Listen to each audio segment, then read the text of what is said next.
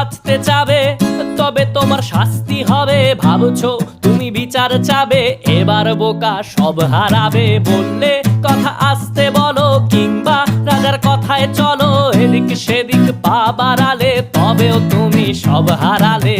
এ কেমন রাজ্য বলো, কে খারাপ কে বা ভালো?